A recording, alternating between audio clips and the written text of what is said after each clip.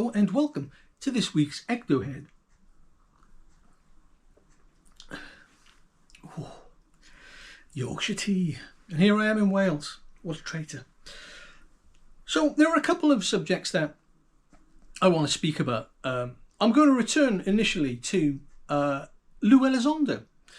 And it seems as though he isn't leaving ufology. Well, he's moving to Washington. Why would he? He's just getting started. And for some people, they would say, unfortunately. And I'm kind of, as I've said in the past, a little bit hot and cold with Lou Elizondo. On the one hand, he's perfectly placed to be the person to tell us about all of these secrets. And yet, on the other hand, he professionally dealt in deceit. Not to mention his history or apparent history at Guantanamo Bay, where if we're to believe the rumours, as I've discussed previously, then he was a very bad man. And I'm not decrying him. The world, unfortunately, needs bad men. And that's not an indictment of Lou Elizondo, more an indictment of the planet and the people who run it. And this brings me neatly to the interview that Jesse Michaels has just done with Dylan Borland, and the fact that somebody in charge said to him, or at least hinted to him very strongly, that we humans aren't in charge of our affairs here on the planet, that it's them, the others, these visitors. Or are they visitors? Because you can't really be a visitor if you've been here forever. In other news, Trump's efforts to declassify legacy documents relating to the UFO problem has given us Pursue. Give me a second, I'll need to read this. The Presidential Unsealing and Reporting System for UAP Encounters. Pursue. Don't you just love a great acronym, even if it is a bit ham-fisted? It's full of purpose. And I think that's its first big problem. It's going to have to do better than its name. And as we've seen historically, bureaucracy is not the most agile of things. It's a big, slow, lumbering behemoth of an entity, and it loves to keep its secrets. Pursue, it seems to me, is going to end up as another bureaucratic logjam. It will fail, it will fall, it will stumble over itself, and very little will come out, as various documentation waits in line to be properly reviewed prior to dissemination. I think it might finally find its legs, but initially I have a feeling it's going to be a bit of a mess. But please, in the comments, tell me that I'm wrong, because I would love to be wrong. I want you, the people who are disagreeing with my current statement on Pursue, to be right. Then I'll be happy, and you will be happy, and we will all be happy. Elsewhere, the Sol Foundation, fronted by Peter Scarfish under Gary Nolan, continues to slowly, methodically evaluate the more physical aspects of this UFO issue. And they do this, as I've said, very slowly and methodically, far too slowly, for me in fact. And they're doing this in the hopes of making new discoveries, leveraging new science in order that they can find novel applications and potentially new business opportunities. Now, the next part of my talk here with you was going to be about how I was just generally dissatisfied with the way that Disclosure is going. Not that we're not getting enough, but the nature of it. This isn't how I expected Disclosure to go. The people who really matter to me are those people who've had experiences, the witnesses, the victims.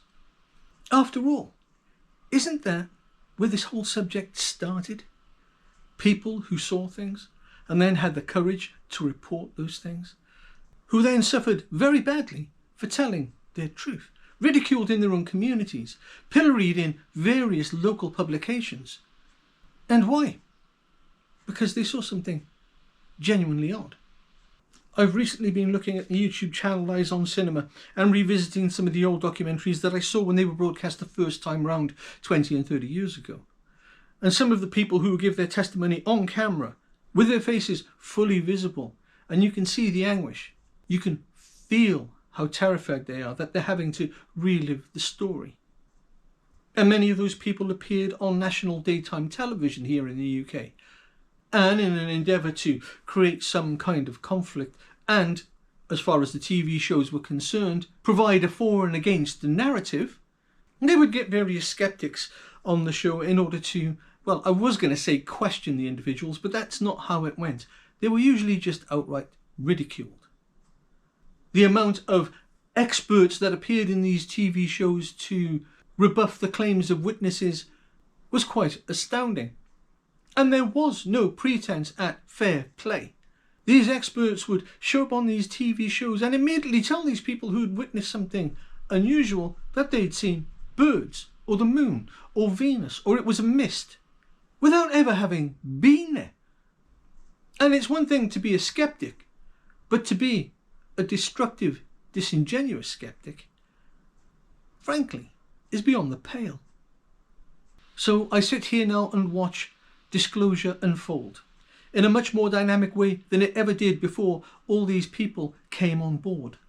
It now has a higher profile than it ever did, and the upshot of this is more people are now looking to the skies, because the subject of ufology is now on the back burner, simmering away on the social hob of the collective subconscious. And if we have to be thankful for the current effort on disclosure for anything, then that's it. I don't know, maybe it's my age. Maybe it's the fact that I've had my own experiences and had to battle with those on a very personal level. That makes me feel very keenly the plight of these witnesses and victims. And I've had an easy ride of it. I've literally sailed through. But it still doesn't stop you feeling unworthy in yourself.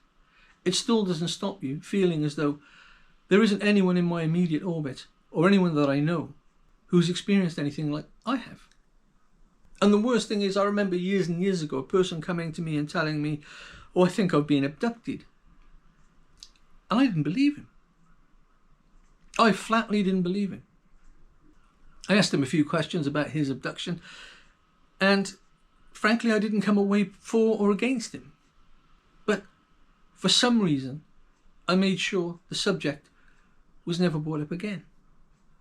It's a hard thing to say it, but knowing that you've had an experience of any kind that's outside of the normal, makes you scared in ways that it's hard to convey.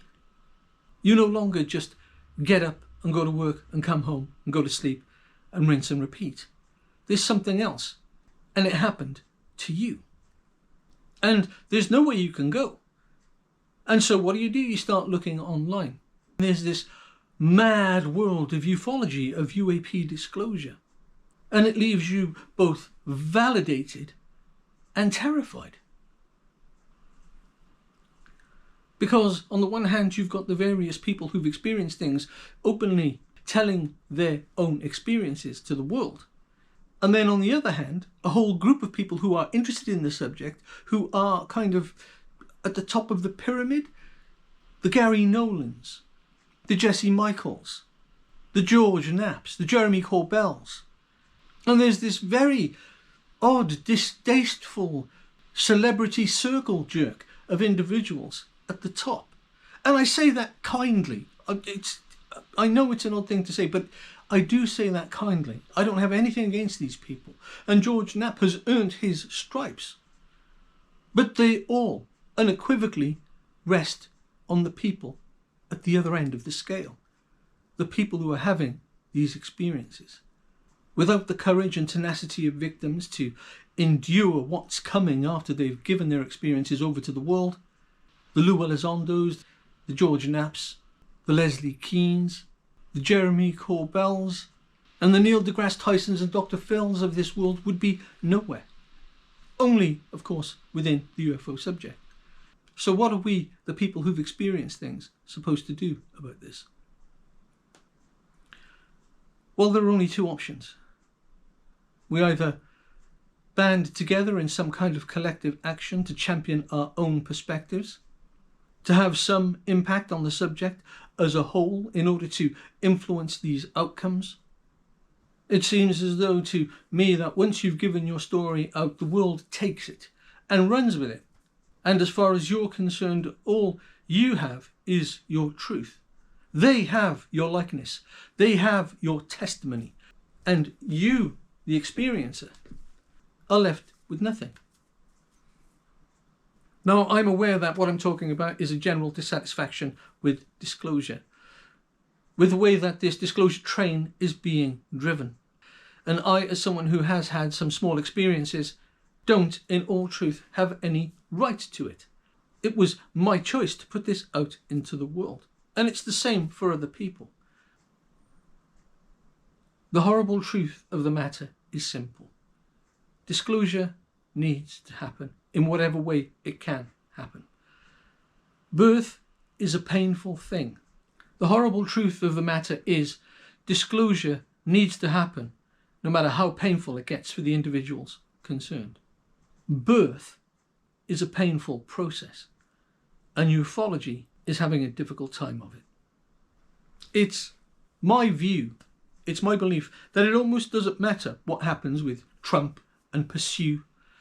It doesn't matter what happens with Elizondo or Jesse Michaels or Dylan Borland, and I say that with the greatest of respect to all those names I've just mentioned.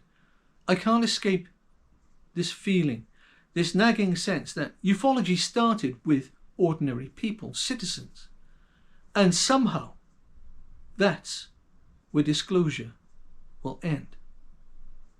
And the celebrity circus that goes round and round and round at the top levels of ufology will pile on to the final piece of evidence that proves finally that we're not alone. Undeniable filmic and audio evidence that leaves the entire planet in no doubt. They're here, and they always have been. The truth that we all so desperately seek may end up meaning different things to different people. Do let me know what you think in the comments below. Do like, subscribe and share. It really would help the channel. And until next time, bye bye.